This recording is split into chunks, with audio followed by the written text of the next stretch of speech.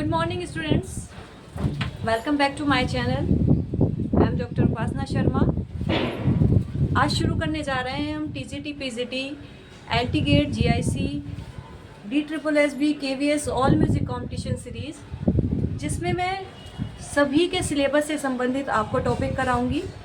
तो जो भी स्टूडेंट्स म्यूज़िक से जुड़े हैं या अपना कैरियर म्यूज़िक में बनाना चाहते हैं, आगे टीचिंग में जाना चाहते हैं म्यूज़िक से संबंधित, वे हमारे चैनल से जुड़ें।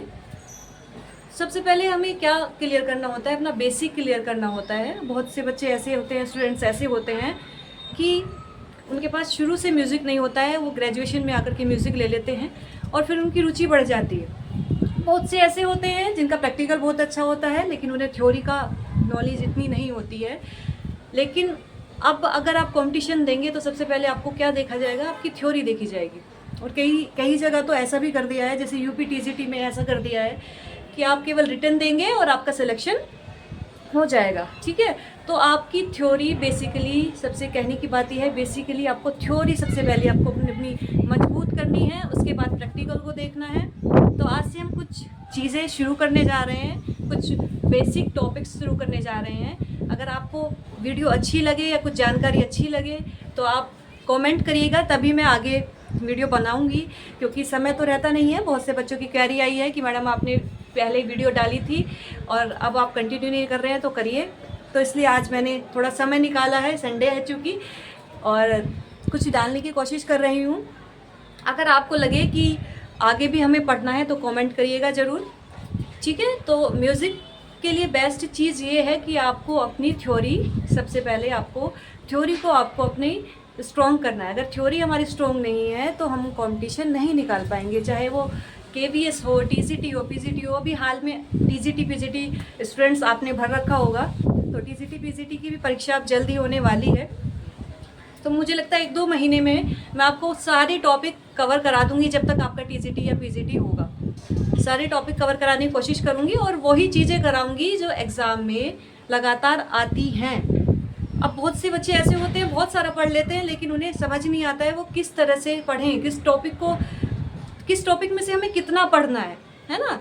ऐसा नहीं है कि हम 50 बुक हमने पढ़ ली है और तब भी हमें चीज़ें समझ में नहीं आ रही हैं। आप वो पढ़िए जो आपका मेन है। मेन मोटिव को जानने के लिए आपको इस चैनल से जुड़ना पड़ेगा। तो सबसे पहले हम बेसिक चीज़ें, कुछ थ्योरी आपको बताती हूँ। सबसे पहले हम जान लेते हैं स्वर के बारे में।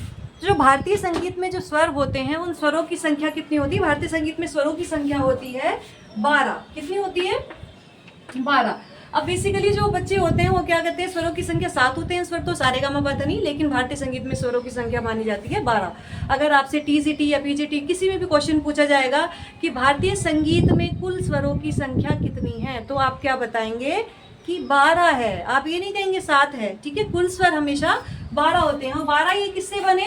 जिनमें हमारे 7 हो गए शुद्ध स्वर और 5 हो गए विकृत स्वर। 5 क्या हुए? विकृत स्वर। ठीक है, 7 शुद्ध स्वर हो गए, 5 विकृत स्वर, कुल मिलकर हमारे स्वर हो गए 12। अब इन 12 में से भी विकृत के भी 2 प्रकार होते हैं। विकृत के कौन से प्रकार होते हैं? दो प्रकार हैं विकृत के भी, कोमल स्वर और तीव्र स्वर। ठीक है, अब कोमल स्वर कितने होते हैं? कोमल स्वर होते हैं हमारे 4 और तीव्र स्वर होता है हमारा केवल 1। कोमल स्वर कौन कौन से होते हैं? रे, गा, धा, नी। और तीव्र स्वर होता है हमारा केवल 1, मा। कोमल स्वर को दिखाने के लिए हम नीचे लाइन का प्रयोग करते हैं, इस तरह से कोमल स्वर को हम दिखाएंगे। तीव्र को दिखाने के लिए हम ऊपर खड़ी पाई का प्रयोग करेंगे। ठीक है, तो बेसिक अगर आपने समझ लिया तो आप आगे बहुत जल्दी कवर कर पाएंगे। ये बहुत सिंपल टॉपिक हैं। अक्सर क्या होता है, जब हम एग्ज़ाम देते हैं, हम तैयारी बहुत अच्छी कर लेते हैं, लेकिन क्या होता है कि हम टफ जो क्वेश्चंस होते हैं उन्हें ईजिली सोल्व कर लेते हैं, लेकिन जब हमारे इजी क्वेश्चन होते हैं उन्हीं को हम क्या करते हैं, इजी क्वेश्चन होते हैं वही हमारी गलती से गलत हो जाते हैं। तो वही हमें गलती नहीं करनी है। अगर वो हमारे सही, इजी क्वेश्चन अगर हमारे सही हो गए तो हमारा सिलेक्शन पक्का है। इससे पहले मैंने क्लासेस ली थी जिसमें काफ़ी बच्चों के 125 क्वेश्चन आते हैं यूपी TGT में, जिसमें से 120 ठीक हैं, 121 तक ठीक है बच्चों के, और काफ़ी बच्चों का निकला है। तो आप हमारे चैनल से जुड़िए।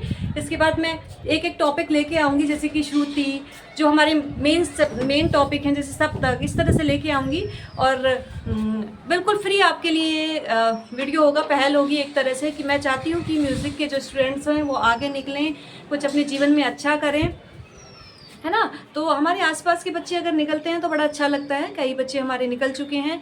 तो आगे इस चैनल को सब्सक्राइब करिए, शेयर करिए, और रोज़ आपके लिए मैं वीडियो डालूंगी। अगर आपने कमेंट किया कि हाँ हम चाहते हैं मैम कि आप हमारे लिए वीडियो बनाएं, हर टॉपिक पे बनाएं, लाइव भी आऊँगी अगर आप कहेंगे, लेकिन आपकी ही सहमति पे होगा ये, तभी मैं समय निकाल पाऊँगी अगर आप कमेंट डालेंगे। तो आज के लिए इतना ही, और जल्दी से कमेंट करिए, लाइक करिए, शेयर करिए। फिर कल मिलते हैं। Okay, bye bye.